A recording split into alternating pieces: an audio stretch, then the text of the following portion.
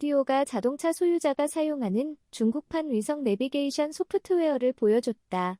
자동차 소유자가 마을 없이 앞에도 가게 없이 뒤에도 없고 급한 상황에서 고속도로에 합류하려 할 때 소프트웨어는 어떻게 해야 할지 모르고 있었다.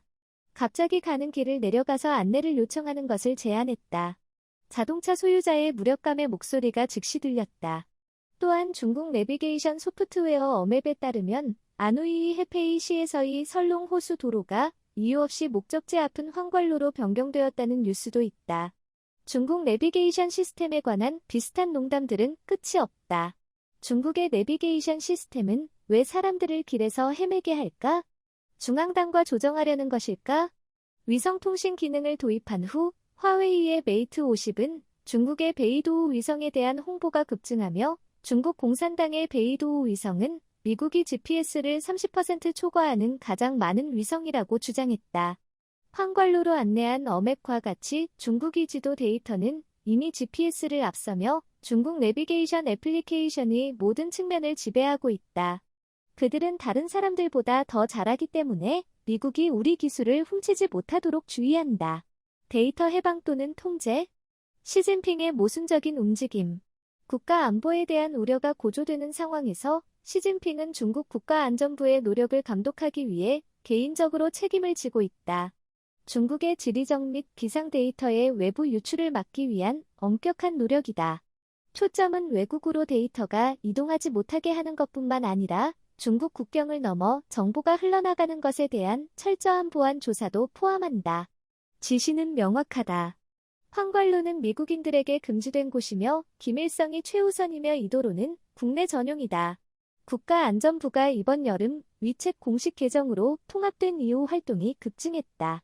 이 정보기관은 예비 제조 스파이 및 체포기관으로 적절하게 묘사되며 미국 중앙정보국과 도전하는 활동을 눈에 띈다. 국가안보에 기여한 가이드 제공도 포함된다. 이 정보기관은 사회적 믿음과 도덕적 가치를 흔들어서 전화를 몰래 빼앗거나 개인정보에 접근하게 할 뿐만 아니라 중공당 비인정 소프트웨어를 제거하도록 요구하며 가족 구성원들에게 서로 신고하도록 권장함으로써 사회적 신뢰와 도덕적 가치를 침해한다. 모순적인 움직임 속에서 지난달 시진핑은 외국 자본 유출을 유지하기 위해 해외 데이터 유출에 대한 엄격한 규정 완화를 제안했다. 그러나 국가안보부의 신속한 대응은 국가안보 우려와 경제정책 사이의 복잡한 상호작용을 강조한다. 공산당의 대기질 데이터 비밀 유출 시도 국제적 논쟁. 지리적 및 기상 데이터는 국가비밀로 분류되어 외부인들은 중국의 날씨 상황을 알아서는 안 된다. 미국 대사관은 차양 지구에서 PM2 입자 물질을 측정하는 공기, 품질 감지기를 사용한다. 입자 오염물은 특히 심장 또는 폐 질환을 가진 성인, 어린이 및 노인에게 중대한 건강 영향과 관련이 있다. 이 모니터링 방법은 미국 공동체 건강을 위한 표준 자원이다. 세계의 미국 대사관은 이러한 테스트를 실시한다. 이러한 공개 데이터 수집은 중국에서 근무하는 미국 인원을 위한 건강보호 조치뿐만 아니라 현지 인구를 위한 건강환경 참고 자료로 중요하다. 그러나 2012년에 중국에서는 이것이 중국 국민의 감정을 모욕하는 외교적 사건으로 발전했다. 최근 디지털 무대에서 벌어진 한 에피소드에서 중국 주해당은 외국 정부가 공기 품질 정보를 게시하지 않도록 요구하며 미국 대사관은 시민들에게 자신들이 숨쉬는 공기 상태에 대한 인식을 촉진하기 위해 자신의 트위터 플랫폼을 활용했다. 그러나 이 보이는 무해한 행동은 중국 공산당 CCP의 엄중한 반응을 불러일으킨다. CCP는 외국 정부가 공기 품질 정보를 게시하는 것은 외교적 정신과 어긋나다고 주장했다. CCP의 주장은 중국과 다른 국가 간의 대기질 기준의 차이에만 기반하지 않는다. 오히려 더 깊은 함의를 나타낸다. 기점이 되는 톤은 중국의 민주주의는 세계와 다르다라는 내용과 유사한 내러티브를 제안하며 중국 공산당의 주관적인 기준을 객관적인 지표 대신 사용한다. 이 이념적 입장은 외부의 어떤 질환도 인정하고 싶지 않은 CCP의 경향을 더욱 뚜렷하게 보여준다. 이 사건은 중국 국민들이 CCP의 내러티브를 받아들인 것으로 보이는 현상을 밝혀준다. 암묵적인 합의는 내부적으로 결과를 감내할 수 있지만 중국의 취약성을 세계에 공개로 드러나게 하는 것은 허용되지 않는다는 것이다. 그러나 중국 남해와 관련된 문제로 초점을 옮기면 예상치 못한 방향으로 내러티브가 바뀐다. 차양지구에서 미국 제국주의를 비난하고 거리에서 비판하는데 아무런 노력을 아끼지 않은 제국주의자들에도 불구하고 현실은 변함없다. 펜은 미국 제국주의자들이 지적한 먼지와 안개를 불어들이기 위해 고된 노력을 기울인다. 이런 불일치는 내러티브 내에서 계속되는 모순을 강조한다. 중국의 공기는 모든 숨을 쉬는 순간마다 환기된 봄 바람의 손길을 닮았다고 주장하는 이야기. 문제는 더러운 공기나 질병 위험이 아니라 CCP가 어떤 질환도 외부적으로 인정하고 싶지 않는 태도에 있다. 이 사건은 중국 국민 사이에서 퍼지는 마음가짐을 밝혀주는데 이들은 중국 공산당의 내러티브를 받아들인 것으로 보인다. 암묵적인 합의는 내부적으로 결과를 감내할 수 있지만 중국의 취약성을 세계에 드러내게 하는 것은 허용되지 않는다는 것이다. 그러나 우리의 초점을 2012년에 벌어진 스모그 위기로 옮기면 중국의 외국 대사관과 연구기관이 중요한 역할을 하게 된다. 기상 데이터 수집은 중국 상황을 이해하고 CCP에게 단호한 환경오염 통제 조치를 취하도록 요구하는 외국 국가에게 필수적인 요소가 되었다. 최근에 홍수와 같은 반복되는 기후 관련 재해에 직면하면서 환경 데이터의 국경을 넘어서 교환의 중요성은 더욱 두드러지게 나타났다. 데이터 불신, 국가안전부의 기상관측소에 대한 회의주의. 지금은 다르다. 중공당의 국가안전부는 이러한 기상관측소를 불법으로 규정하고 해외로 메시지를 보내는 불법 외국 관련 기상시설이 3,000개 이상 있다고 주장했다. 이 중 일부는 군사기지와 산업기업에 위치하고 있으며 일부는 주요 곡물 생산 지역에 배치되어 작물 성장과 곡물 생산 분석과 관련이 있다. 또한 국가안전부에서 12월 10일에 발표한 기사에 따르면 중요 산업에서 사용되는 소프트웨어가 지리정보 데이터를 수집하고 해외로 보내고 있다고 주장했다. 이 정보 중에는 국가기밀 정보가 포함되어 있으며 기사에서는 파이프라인 네트워크와 군사시설을 언급했다. 이러한 소프트웨어 애플리케이션은 정밀 농업, 에너지 및 전력, 스마트 연결 차량뿐만 아니라 일상 택배, 온라인 쇼핑, 테이크아웃 배송 및 가사 서비스에 관련되어 있다. 국가안전부의 기사에는 중국의 기관이나 개인에 대한 언급이 없으며 외국 기관이나 국가의 이름도 언급되지 않았다. 단순히 중공당 안전당국이 관련 불법 활동 조사 및 처리와 불법 외국 관련 기상검사소 감시를 진행 중이라고만 언급했다. 그러나 이것만으로도 외국 기업들에게 우려를 불러일으키는 충분한 이유가 됩니다. 다시 한번 뜻하지 않게 지뢰에 밟히게 되었습니다. 이제 날씨 예보조차 공공 데이터로도 범죄로 간주되는 것 같습니다. 이것은 2021년 7월 뉴욕 증권거래소에 상장되었을 때 디디 척신이 직면한 위기 폭풍을 떠올리게 합니다. 이것은 2021년 이전 7년 동안의 일로 미국에서 중국 기업의 가장 대규모 IPO입니다.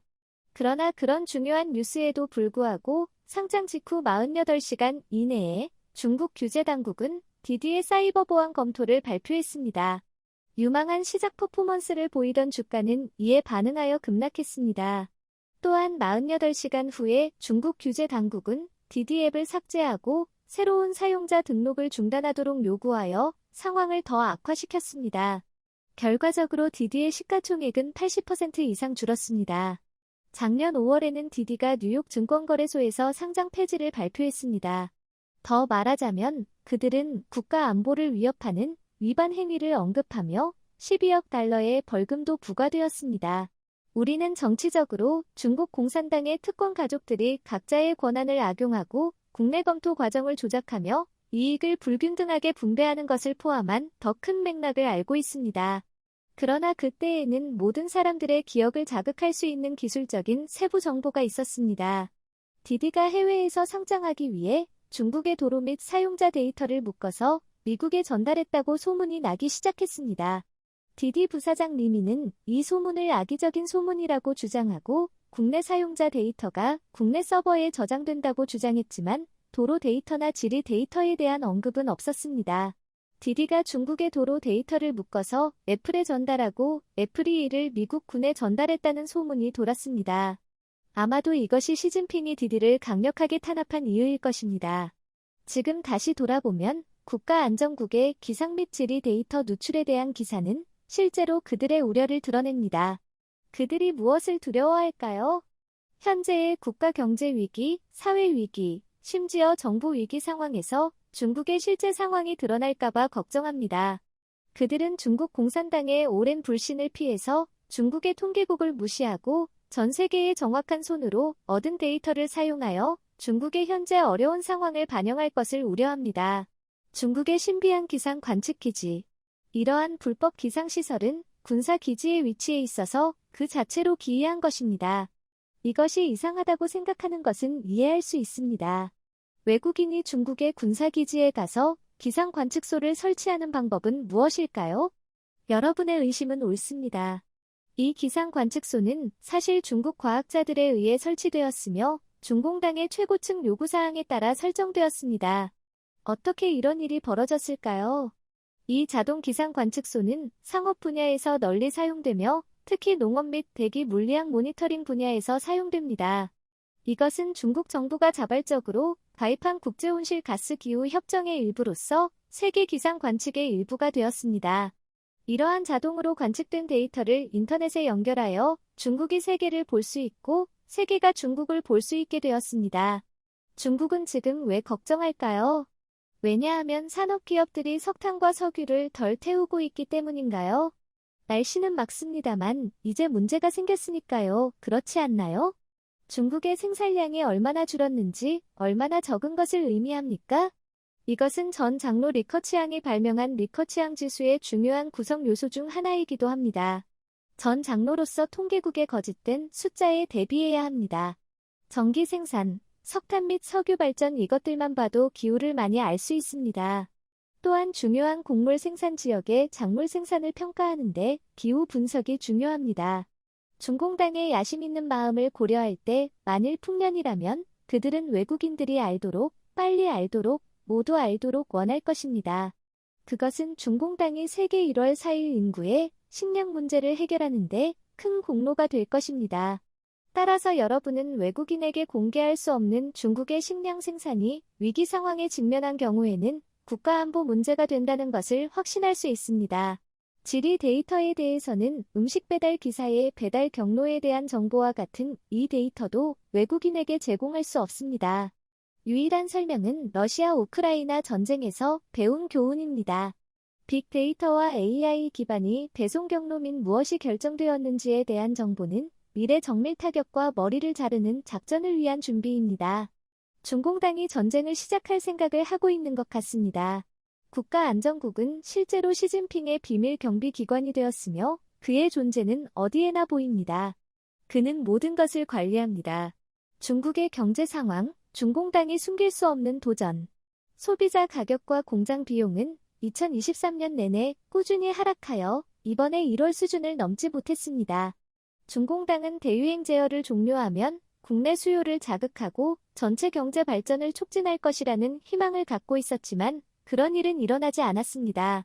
중국 정부는 엄격한 검열, 진실 어감 및 통계 조작으로 인해 광범위한 비판을 받아왔으며 이로 인해 국제 공동체가 중국의 실제 상황을 이해하기 어렵게 만들었습니다. 그럼에도 불구하고 중국이 직면한 현재의 경제적 어려움을 드러내는 세 가지 관찰 가능한 추세가 나타났으며 이러한 추세들은 중국 정부가 숨길 수 없는 것입니다. 첫째, 중국 경제의 단기 회복에 대한 자신감이 떨어지고 중국 공산당, CCP, 이 시행한 정책에 대한 신뢰가 낮아져 부유한 중국인들이 나라를 떠나는 사람들이 상당히 많이 늘어났습니다. 베이징의 노력에도 불구하고 대규모 이민을 막지 못하였으며 내부 관계자들은 계속해서 이와 관련된 정보를 공개하여 전 세계적인 인식을 확보하고 있습니다. 둘째, 주문 부족으로 인해 많은 중국 기업들이 연장된 설날 휴가를 선언하고 있습니다. 이러한 조치는 미디어와 정보 공유를 방지하는 중국 정부의 능력을 저해할 뿐만 아니라 어려운 경제적 상황을 강조하고 있습니다. 셋째, 무역이 둔화로 인해 많은 상점이 폐쇄되고 있으며 이는 중국이 직면한 경제적 어려움을 나타냅니다. 이 대규모 현상은 많은 내부 관계자와 일반 대중에게 알려져 있으며 중국 정부는 미디어에서 이러한 폐점 정보의 보급을 수동적으로 지켜보고 방지할 수 없게 되었습니다.